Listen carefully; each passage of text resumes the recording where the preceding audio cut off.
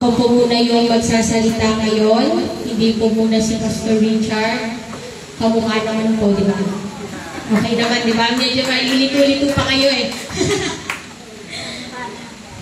Ngayon po, ngayong umaga. Wait lang. First time.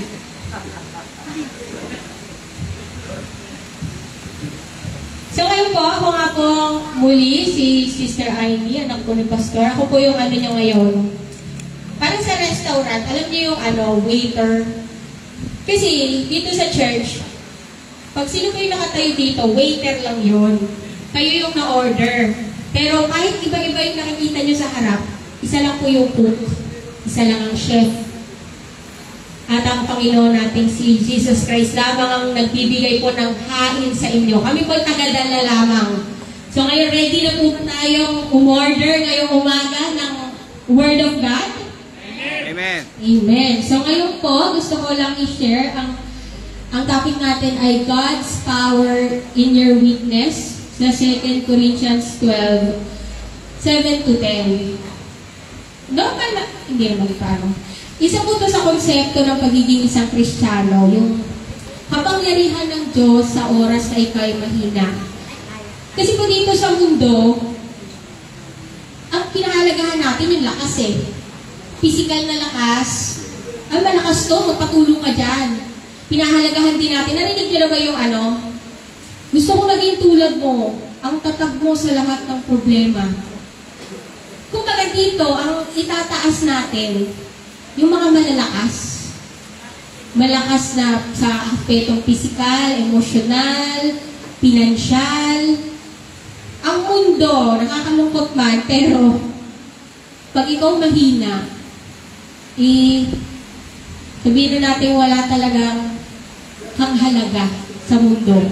Pag ikaw mahina. Pero bakit tayo maglalahan ng oras para pag-usapan ang kahinaan ng bawat isa? God's power in our weakness. Bakit?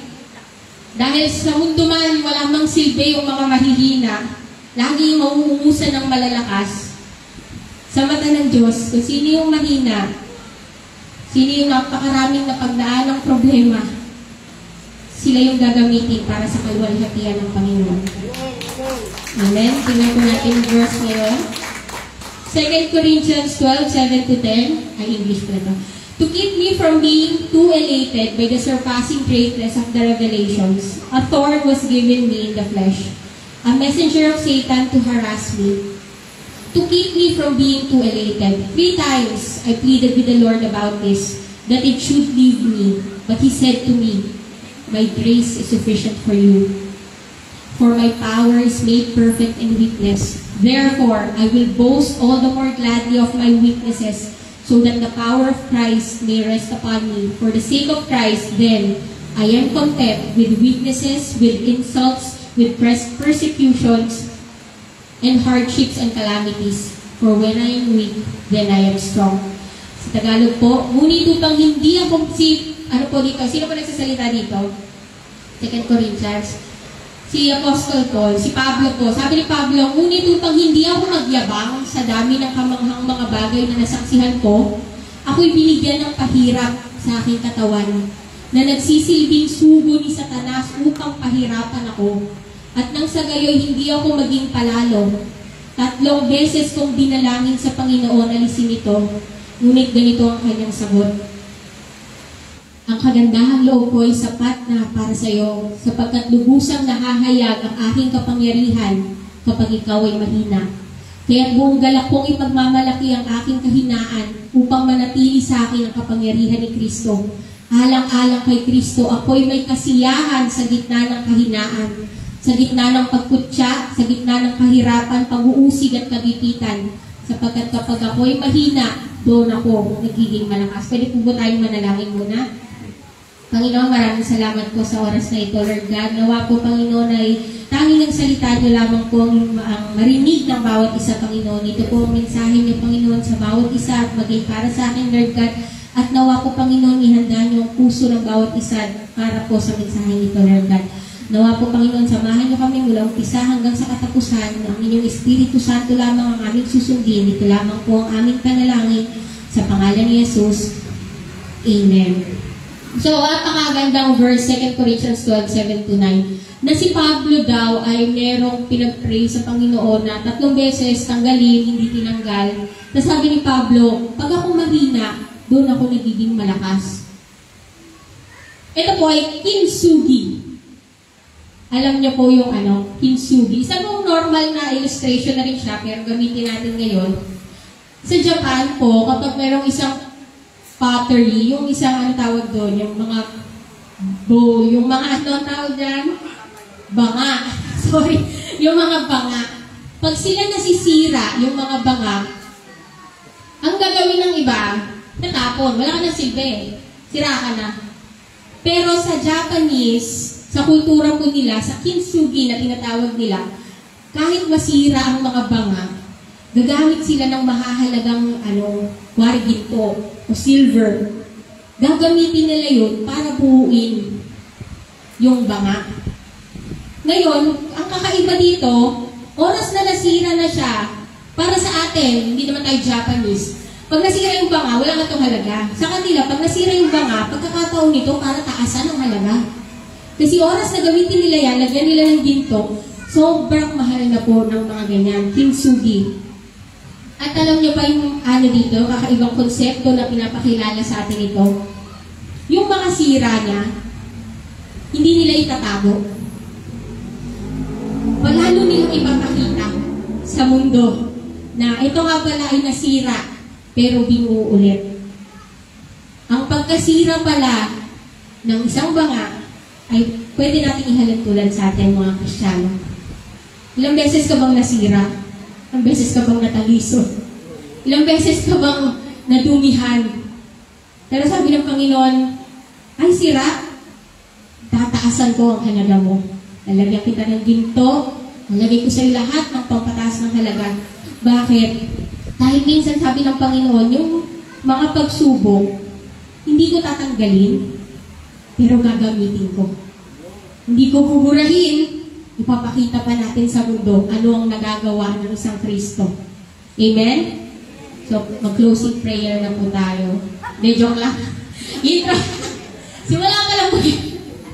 Ngayon, sabi ko nga po, sa Panginoon, ang mga problema pala at pagsubok, hindi pala tatanggalin lagi. Bakit? God allows us to be weak. Ang Panginoon daw, kilala niyo ang Panginoon, yung ginamit si David na na shepherd lang, tapos naging hari.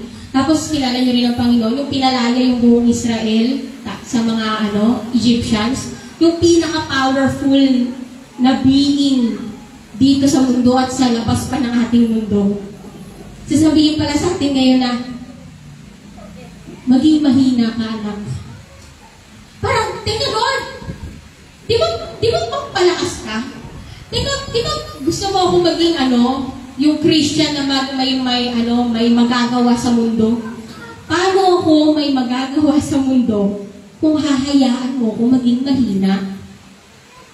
Dito mo yung isa sa kasagutan niyan, 1 Corinthians 1:27.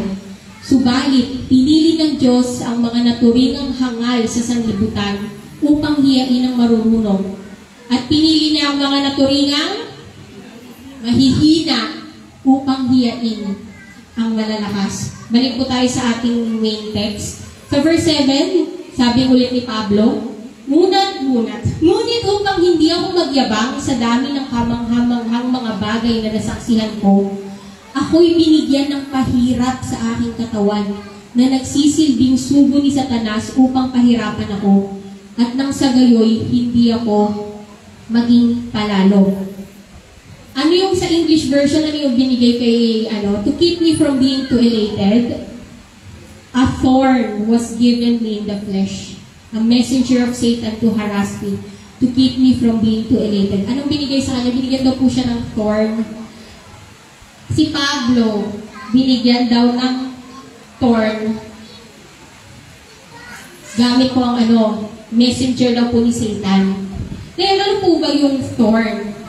Makailang ulit din po nabanggit yung thorn sa Bible. Hindi lang po siya dito isang beses na. Pag binasa mo yung Bible mula umpisa hanggang sa dulo, ilang beses na banggit ang salitang thorn. Isa po yung halimbawa sa nung binanggit po siya sa Joshua. Nung ginamit yung salitang thorn, ang ibig sabihin noon, ang thorn daw ay isang bagay na magpapahirap sa'yo. Isang bagay na magiging dahilan ng pagbagsak ng isang tao. So, ang bigat pala nitong thorn. Ginamit rin po siya ulit sa Numbers.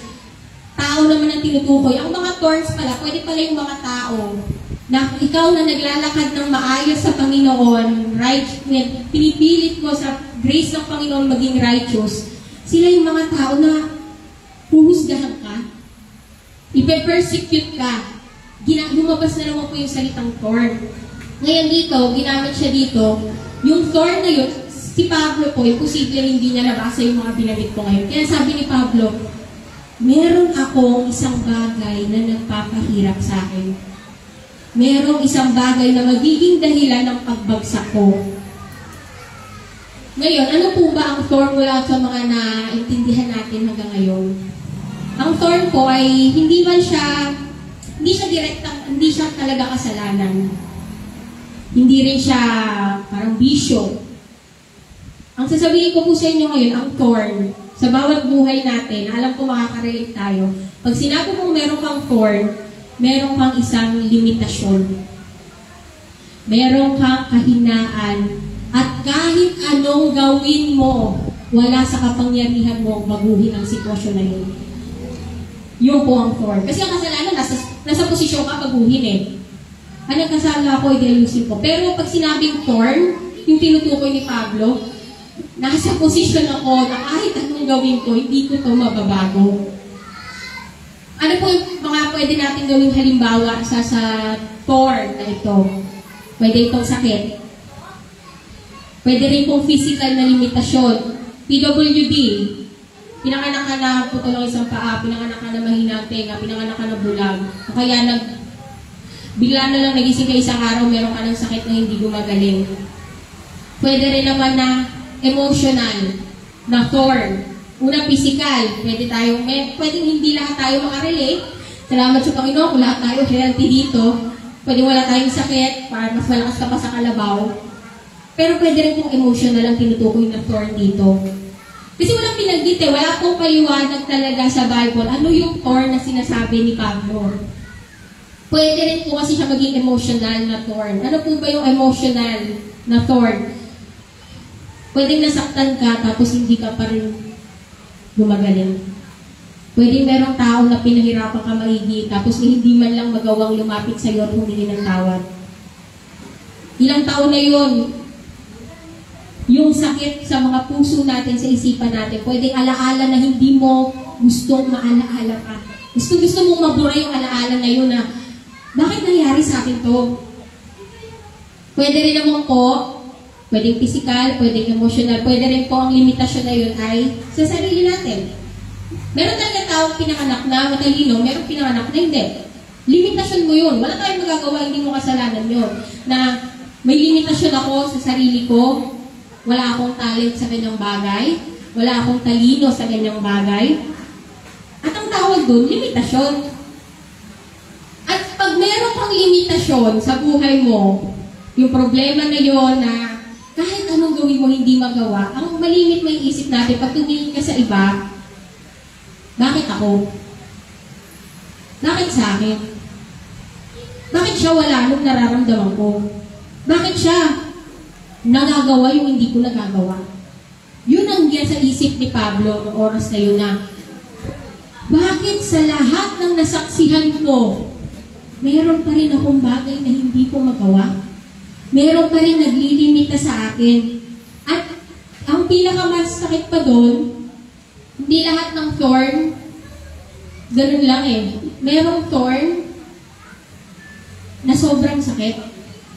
Meron po tayong daladalahin na hindi mo talaga kakayanin.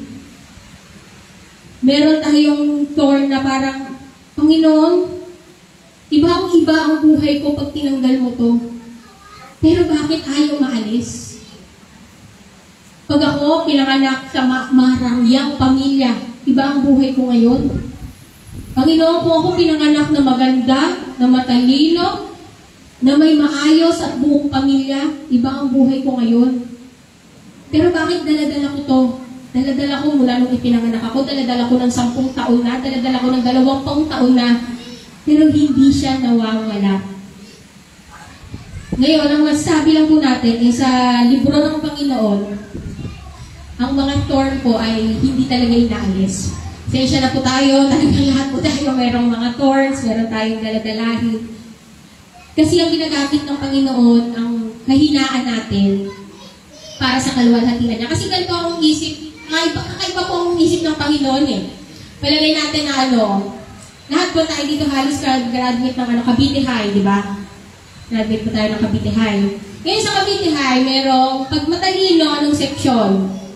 Section 1. Pag yung hindi ka masyadong very bright, mababa yung grades sa dulong-dulong section. Ngayon, pag may mga contest, kukuha tayo saan? Sa section 1. Bakit? Kasi doon siya magaling eh. Yun yung kalakasan nila eh, na matalino to eh. Hindi yung gagamitin ko. Pero alam niyo ba, sa Panginoon, makailang ulit na sa Bible, makikita natin na kung ang Panginoon yung principal natin, tapos gano'n ang section natin, meron mang gagamitin siya, makikita niya, pupunta siya sa pinakadulong section, tapos hahanapin niya pa yung pinakamahina doon, tapos sabihin na, anak, halika dito, gagamitin kita. Buong school magwawala doon. O teka, bakit yung gagamitin mo? Ako, pinanganak akong magaling. Pinanganak akong matalino. Wala ko yung daladalahin yan, marumi yan. Maraming pagsubok yan na pinagdaanan. Pero, nilang yan ang sabi natin, ang Panginoon ay hindi po katulad natin mag-isip. Kung tayo pipili tayo lagi sa pinakamagagaling, ang pipiliin ng Panginoon, pinakamababang section. Si Gideon, gano'n ang nangyari. Pinakamahina na yung angkan niya. Siya pa yung pinakamahina doon. Kung wala talaga siyang kalaban-laban. Ngayon kay Pablo, hindi nga po na-confirm kung ano yung kay Pablo. Ano ba yung, pwede tayo maghulaan dito, pero pinakamaganda eh, tanungin mo na lang pag nakaharap-harap tayo sa langit, diba? Pero sa ngayon, hindi natin makukuha ang sagot. Ano nga ba yung daladalahin ni Pablo? May nagsasabi na physical daw, may nagsasabi bulag pa nga. Bulag na daw si Pablo. Meron po nagsasabi na pwedeng ito yung persecution kasi ang dami nagpa-persecute sa kanya. Parang sinasabi niya, tagal ko na sa ministry, ang dami ko pa rin haters. Pwede rin naman, pwede sabi rin ng mga theologian ang naranasan daw ni Pablo ay temptation. Nakagaling po siya sa marangyang pamilya sa pinakamataas na nung panahon na yon. Pero, ginamit nga po siya ng Panginoon. So, may nagsasabi na pwede rin pala na baka tukso yun. Natutukso siya sa kalakasan, natutukso siya sa tagumpay. So, hindi natin alam. Unuulit ko, hindi natin alam ano yung tinutukoy dito ni Pablo na nilagay daw sa kanya. Pero pwede ko kayong bigyan ng sample. Ano ba iniinap ni Pablo dito? Ano ba yung tortor na yan? Tingnan natin example. Ito yung buhay ni Pablo. 2 Corinthians 11:23. Sabi ni Pablo, higit ang aking pagpapagal kaysa sa kanila. Mas maraming beses akong nabilanggo. Hinagupit ng napakaraming beses. Madalas na nabingit sa kamatayan. 5 beses akong tumanggap ng 39 na hagupit mula sa Hudyo. 3 ulit kong naranasang hagupitin ng mga Romano at minsang pinagbabato. 3 beses kong naranasang mawasak ang barkong aking sinasakyan at minsay buong araw at gabi akong lulutang-lutang sa dagat. Sa malimit kong paglalakbay, nalagay ako sa iba't ibang panganib, sa ilog, sa tulisan, sa mga kababayan at sa mga hentil, mga panganib sa lungsod, sa ilang, sa dagat, sa mga huwad na kapatid. Naranasan ko rin ang labis na hirap at pagod, malimit na pagpupuyat at matinding gutom at uhaw. Naranasan ko ang ginawin, ngunit wala man lang akong mabalabal. So, meron po ba ditong tatayo at sasabihin mo na kung siya ngayon wala ka sa lolo ko. Wala pong tatayo dito sa naranasan ni Pablo. Wala pong tatayo dito, ay Pablo, wala ka sa lolo ko. Hindi po. Ilan lang po to ilang verse pa lang to sa lahat ng mga problema na naranasan ni Pablo. Kaya masasabi natin, meron siyang tinutukoy talaga na thorn. Meron siyang tinutukoy na nagpapahirap sa kanya. Pero, tingnan natin ulit, kailan po ba naging born again si Pablo? Nung po siya ay papunta sa Damascus. Mula po noon, born again na siya, napakarami niya nang naging mission eh. Mula po noon, ang Bible na hawak-hawak natin, yung New Testament, mas marami siyang nasulat doon kaysa sa 12 apostol na kasama ni Jesus ng 3 taon. Tapos si Pablo din naman, yung nagsabi, si Pablo yung meron napakagandang relasyon sa Panginoon. Paano ko nasabi yun? Sa kanya lamang po lumabas ang mga salitang, ang mabuhay ay kay Kristo, ang mamatay ay pakinabang. Gano'n nakatindi talaga yung tiwala ni Pablo sa Panginoon eh. Pero iisipin mo, ganyan kalapit sa Panginoon, man of God, tapos sasabihin niya na meron siyang thorn. Hindi ba dapat protektahan siya ng Diyos sa mga ganong pagsubok? Hindi ba dapat na siya? Safe na? Free na. Kumbaga, sabihin ng buong mundo, sige, sasaluhin ka namin, Pablo, kasi masyado ka ng maraming ginawa para sa Lord eh. Hindi po siya safe. At kaya hindi rin po tayo safe doon. Kaya po pag may nakikita kayong man of God, woman of God, grabe si sister nakakatuwa, dami yung ginagawa sa Panginoon. 100% kapatid. Napakaraming patotoo niyan. Kasi napakaraming ng pasakit at limitasyon na dala-dala. Baka nung oras na nakikita mo siya humahanga ka, na ginagamit siya ng Panginoon. Baka sa likuran nun, meron pala siyang bit-bit na limitasyon na ilang taon niya ng dala-dala. Kasi nangyari kay Pablo eh, so mangyayari din sa atin. Ang mga thorn na ito, tulad ni Pablo, sabi ko nga po, limitasyon. Pwede itong physical, mental, intellectual, pwede yung mga false prophets, mga nagka-persecute sa atin. Pwede kita ng iba, yung limitasyon na yun. Pwede ikaw lang ang nakakaalam ng limitasyon na yun. Kahit asawa mo, hindi alam yung pinagdadaanan mo. Pero, ito po yung gusto kong sabihin din ngayon. Yung thorn ni Pablo, hindi po inalis. Ilang beses po siyang nanalangin para alisin? Ilang beses po siyang nanalangin para alisin? 3 beses. 3 beses siyang nanalangin at hindi inalis ng Panginoon para daw hindi siya maging palalo. Sabi ng sa kuya ko na narinig doon, ang Panginoon dapat tayo nanalangin. 3 daw ang magiging sagot. Yes, no, wait.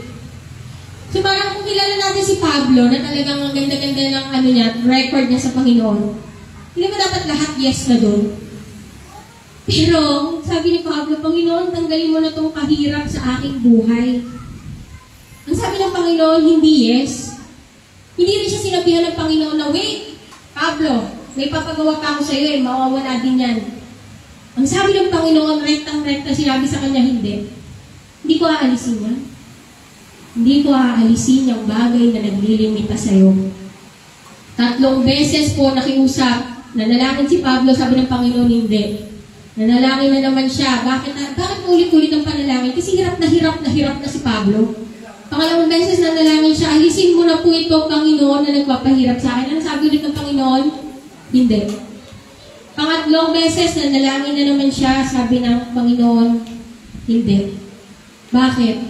Tulad ng sabi natin kanina, ang unang point natin, hinahayaan tayo ng Panginoon maging mahina. Hinahayaan na tayo dumaan sa mga pagsubok. Hinahayaan ng Panginoon na tayo magkaroon ng mga bagay na lilimita sa atin. At kung hindi pa tayo kumbinsido na, ay teka lang, baka kay Pablo lang yan, baka naman sa akin pwedeng maalis. Ito po nangyari sa isang Diyos na nagkatawang tao. Sinabi ng Panginoon nung nasa garden siya ng Getsemani, ang espiritu'y mahanda, ngunit ang laman ay mahina. Pati po ang ating Panginoong Jesus nakaranas ng kahinaan. Bakit tayo hindi pwede? Sabi ko po sa Filipos 2:7, sa halip, kusa niyang binitawan ang pagiging kapantay ng Diyos at namuhay na isang alipin. Pinanganak siya bilang tao. May iba pa bang paraan para mangyari ang nangyari sa krus ng Kalbaryo roon? Wala po. Kailangan talaga po natin maging mahina. Kasi yun ang sinabi ng Panginoon. Yun ang ginagamit ng Panginoon. Hinahayaan na tayo maging mahina. Hinahayaan na tayo minsan makutsa. Hinahayaan na tayo minsan magkasakit. Ang lala, ilang pasok, labas-pasok ka na sa ospital. Hinahayaan na tayo magkaroon ng depression. ng anxiety, ng mga bagay na gusto mo nang kalimutan, pero bawat alaala mo, Panginoon, ang sakit. Hinahayaan ng Panginoon na tayo'y maging mahina. Pero hindi ko po inaalis ang isa rin sa characteristics ng Panginoon na pwede niya talagang alisin ang sakit, na pwede niya talagang alisin ang pagsubok, na pwede niya talagang alisin ang problema, na ibigay lahat ng kailangan mo sa oras na to. Kaya ng Panginoon yun? Ano ba problema mo? Sabi ng Panginoon, yun lang. Pero minsan hindi. Minsan hindi niya tayo, walang sasalba sa'yo. Yung kahinaan na pinagdadaanan mo ay magiging kahinaan pa rin sa pagkatapos ng mahabang panahon. Bakit? Kasi gusto ng Panginoon magtiwala tayo sa kanyang kalakasan sa oras na tayo mahina. God wants us to rely on His strength in our weaknesses. Imbis na lagi po tayong isalba ng Panginoon dahil yun ang pagkatao talaga niya. Totoo po. Yun ang pagkatao ng Diyos. Pero minsan hindi. Minsan hindi tayo maliligtas sa pinapanalangin natin.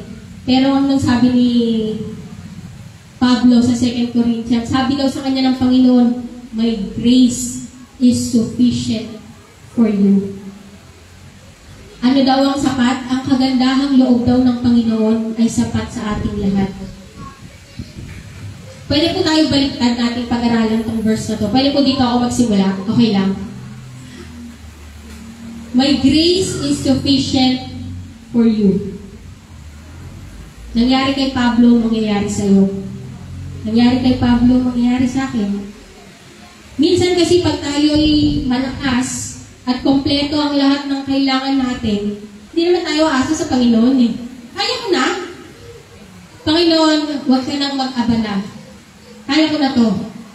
Pero kapag oras na tayo mahina, ultimo pride, kung ikaw ang tao na alam mo kaya mong gawin lahat, yung pride na yun, kakainin mo at luluhod ka sa harap ng Panginoon. Panginoon, tulungan mo ako. Panginoon, at gusto ko nang matapos tong problema ko. Panginoon, nahirap na po ako. At ang sinabi dito, my grace is sufficient for you. Para po sa atin. Anong dapat mong gawin kung ang isang bagay ay para sa iyo? Kailangan mong tanggapin. Kailangan po natin tanggapin yung grace na binibigay sa atin ng Panginoon. Gusto na kita tulungan eh. Andito yung grace ko. Tanggapin natin yung pagpapala ng Panginoon, yung magandahang loob ng Panginoon sa oras na kailangan natin. Bakit? Dahil ang grace na yun ay para sa atin. Sumunod pong salita, my grace is sufficient for, sufficient. Ano po ito? Sapat. Tagalog ng sufficient, sapat. Ang grace daw ng Panginoon ay para sa atin, ito din pala ay sapat. Hindi pala ito kulang. Ang sufficient, di ba, ibig sabihin, hindi kulang, tama lang sa sitwasyon mo. So, ikaw, na meron kang limitasyon sa buhay mo, meron kang kahinaan, tapos parang naisip mo, teka, ang tagal na nito Parang 2 taon na itong problema ko Parang 3 taon na, 5 taon na, hindi nagbabago yung sitwasyon ka. Parang naubos na yata yung grace ni Lord dun sa unang taon. Hirap na ako sa pangalawang taon, hindi po. Ang grace ng Panginoon ay sapat. Ang kagandahang loob niya ay sapat para sa atin. Kung naging sapat kay Pablo, magiging sapat sa atin. Kaya kung huwag tayong magdadalawang isip na kapag ikaw ay nasa oras ng problema o meron pang nararamdaman o nararanasan limitasyon sa buhay mo ngayon, hawakan mo yung grace na yun. Kasi maniwala ka na yung grace na yun, sapat para itawid ka sa anumang pinagdadaanan mo. Minsan akala natin na, yun nga po, tapos na, ubus na yung grace na ito. Pero araw-araw po, kung kahapon, tinawid ka ng Panginoon, sapat ang pagkagandahang loob na binigay niya, ang grace niya. Huwag po kayong magulat ngayong araw, sapat din yun. Bukas, sapat din yun. Sa makalawa, sa susunod pang mga araw at sa mga taon pang darating, ang pagpapala ng Panginoon ay sapat para sa atin. Tanggapin lamang po natin yung pagpapala na yun at hawakan natin dahil hindi po yun mauubos, hindi po yun magkukulang. Hindi sister, hindi mo naiintindihan. Iba yung problema ko. Mas malala yung problema ko kaysa sa problema mo eh. Sapat ang pagpapala ng Panginoon. Pero sister talaga, sabi ng doktor, ganit, sapat ang pagpapala ng Panginoon. Sister, ilan na ang utang ng pamilya namin? Sapat ang pagpapala ng Panginoon. Hindi ko man po naiintindihan at alam ko, ikaw rin na hindi naiintindihan ang bawat isa sa atin. Marahil hindi natin kailanman maiintindihan ang pinagdadaanan ng bawat isa. Pero isa at isa lang ang sagot ng Panginoon. Iba-iba man po yan. Anak, sapat ang pagpapala ko para sa iyo. Pabaikan nga po tayo. Ang huling nga natin dito sa my grace is sufficient for you. My grace. Grace ng Panginoon. Napakagandang salita, napakagandang naranasan nating lahat. Grace. Ano pong ginamit din po sa Bible, ginagamit po sa Tagalog sa grace ay kagandahang loob. Ginagamit din po minsan ay pagpapala. Ang Panginoon daw ay merong kagandahang loob para sa atin. Na ang Panginoon ang gusto lang yung makakabuti sa atin. Na ang Panginoon ang gusto lang ay ang payapang kaisipan para sa mga anak niya.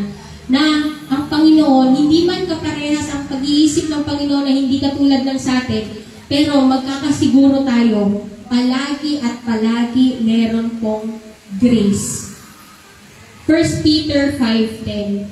Pagkatapos ninyong magtiis sa loob ng maikling panahon, ang Diyos na siyang pinanggagalingan ng lahat ng pagpapala, ang siyang magbibigay sa inyo ng kagalingan, katatagan at lakas ng loob, at isang pundasyong hindi matitinag. Siya ang tumawag sa inyo upang makibahagi kayo sa kanyang walang hanggang kaluwalhatian kasama ni Kristo. Sa English, 1 Peter 5:10, and the God of all grace, who called you to His eternal glory in Christ, after you have suffered a little, will Himself restore you and make you strong, firm, and steadfast. Ang ginamit po dito sa 1 Peter, all grace. Ang Panginoon daw ng lahat ng pagpapala. Ano po ibig sabihin nito? The God of all grace. Napakagandang verse. Bakit? Pag sinabing all, kagandahang loob sa oras na ikaw ay may sakit. All eh. Pwede rin kagandahang loob na oras na ikaw ay natutukso. All grace. Kagandahang loob sa oras na ikaw ay maging magulang. May pagpapala din po yan. Kagandahang loob, grace ng Panginoon, oras na ikaw ay maging isang asawa, isang anak, maging isang mabuting kaibigan. And the God of all grace. Hindi lamang po limitado ang Panginoon, lahat po ng pagpapala at kagandahang loob ay meron sa ating Panginoon. Sa lahat ng sitwasyon, sa lahat ng panahon, at sa lahat ng pagsubok, meron pong pagpapala para dyan. Meron pong kagandahang loob para dyan.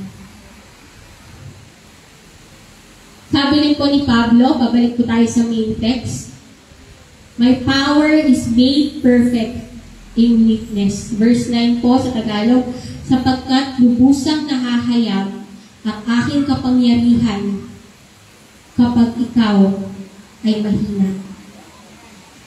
Kapag daw tayo ay mahina, lubusan daw ang kapangyarihan ng Panginoon. Ano pong sinasabi dito?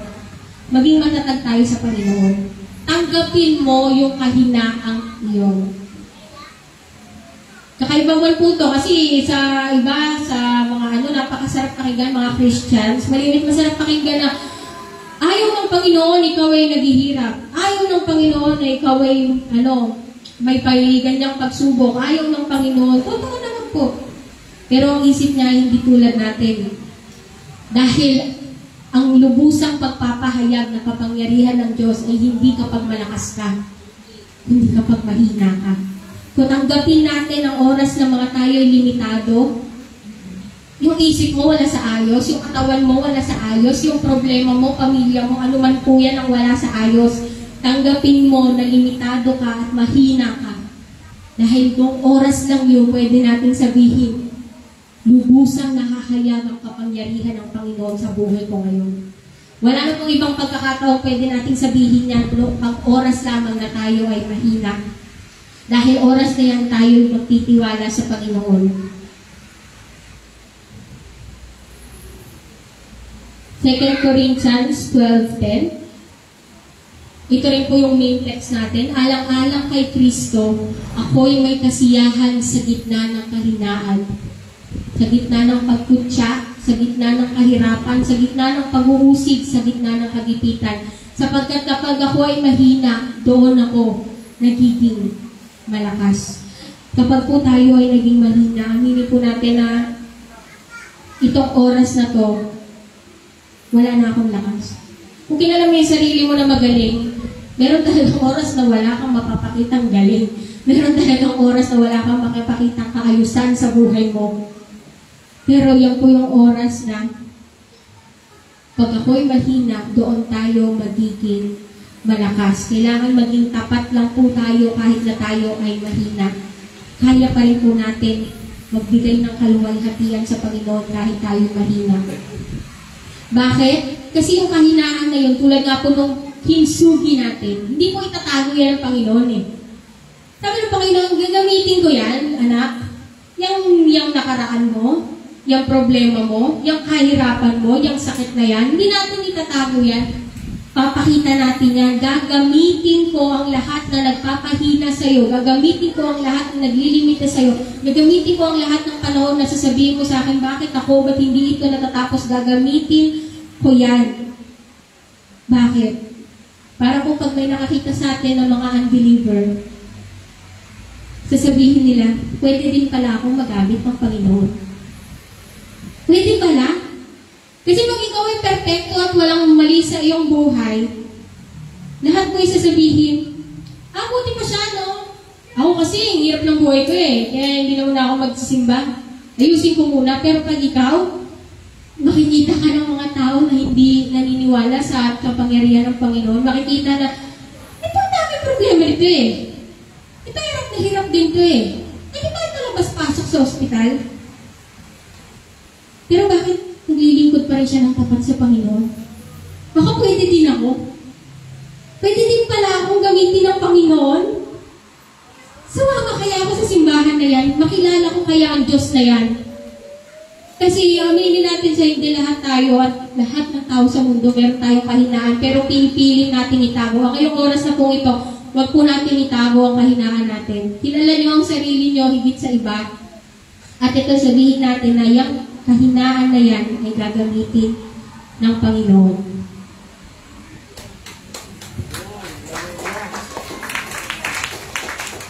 Conclusion, we all have our weaknesses. We all have our thorns. God allows this so that we will trust in Him and not merely on ourselves.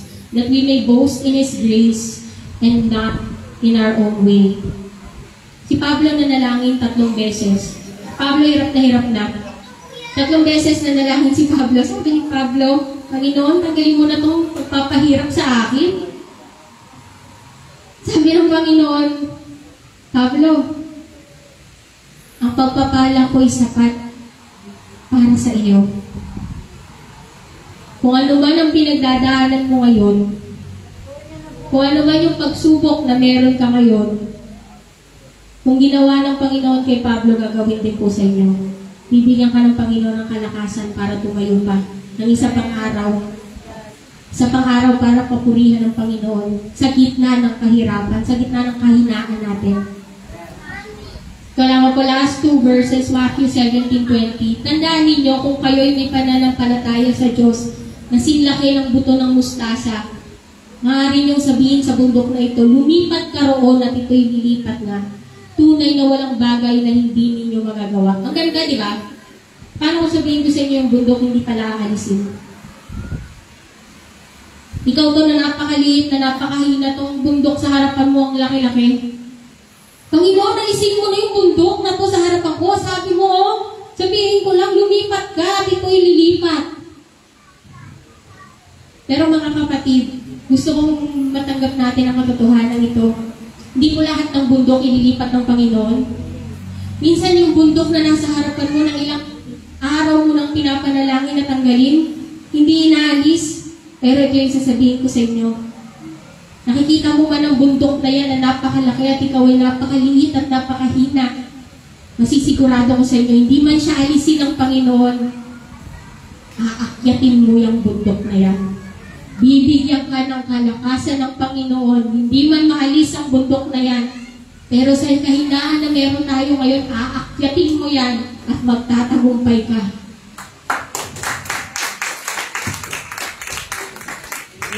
Ang mahihina at mga napapagod ay kanyang papalakasin. Kahit ang kabataan mapapagod manlulupaypay, ngunit muling lalakas at sisigla ang nagtitiwala kay Yahweh. Lilipad silang tulad ng mga agila. Sila'y tatakbo, ngunit hindi mapapagod. Sila'y lalakad, ngunit hindi mahihina. Pwede po ba tayong tumayo para po sa panalangin?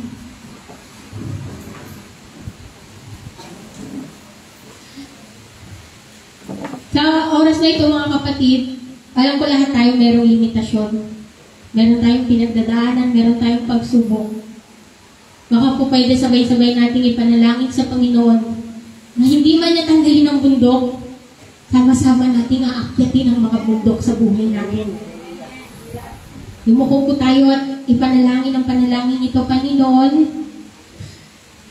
Salamat, Panginoon, sa iyong kagandahang loob. Panginoon, meron po kaming torque sa buhay namin. Meron kaming bagay na nagiging mahina kami, Panginoon. Meron kaming mga limitasyon sa buhay namin, Panginoon. Na naiisip namin, bakit sa akin lang, bakit sila hindi. Pero Panginoon, salamat sa inyong salita. Salamat, Panginoon, dahil sa inyong pagpapala, Panginoon, gagamitin ko itong kahinaan ito. Hindi ko ito itatago. Ipapakita ko ito sa mundo dahil dito sa pagsubok na ito, tataas ang aking halaga, Panginoon. Dahil sasabihin ko sa mundo, itong pagsubok na ito, hindi ko nanampasan mag-isa. Kasi hindi ko kaya. Kasi itong pagsubok na ito, sobrang bigat eh. Itong pagsubok na ito ay hindi kakayanin ng isang taong tulad ko. Pero Panginoon, yung pagpapala niyo, your grace is sufficient for me. Yung grace niyo, Panginoon, ay sapat sa akin ngayon hanggang sa magpakailanman, Panginoon. Kaya, Panginoon, nandito kami sa lahat, dalang lahat ng aming limitasyon at kahinaan. Patuloy niyo kaming gamitin. Patuloy niyo kami, Lord God, ibaba, Panginoon.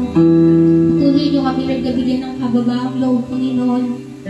Na kami magamit niyong muli. Kahit hindi kami yung pinakamagaling. Kahit napakarami namin problema. Kahit meron kaming pagsubok, Panginoon, na hindi nawawala. Gamitin niyo kami at gamitin niyo ang mga thorns na ito, Panginoon. Dahil tulad ni Pablo, kapag kami ay mahina, Lord God, ito po ang panahon at pagkakataon na ang inyong kapangyarihan ay lubusang maganap sa buhay namin, Lord God. Kaya, Panginoon, maraming salamat po muli. Gamitin niyo po ang bawat isa dito, Lord God. At bigyan niyo, Lord God, at ipakita ang pagpapala na ipinakita niyo kay Pablo noong panahon na siya'y nananalangin din sa inyo. 3 beses siyang nanalangin, 3 beses ko siyang narinig. Pero 3 beses sabi niyo, Pablo, sapat ang pagpapala ko. Kaya po, Panginoon, kiniklaim namin ang pagpapala ito. Pinagpapala niyo rin kami, Lord God, sa oras na ito. Ang pagpapala, Lord God, na sapat sa pinagdadaanan namin. Maraming salamat po. Ito lamang po ang aming panalangin. In Jesus' name, Amen.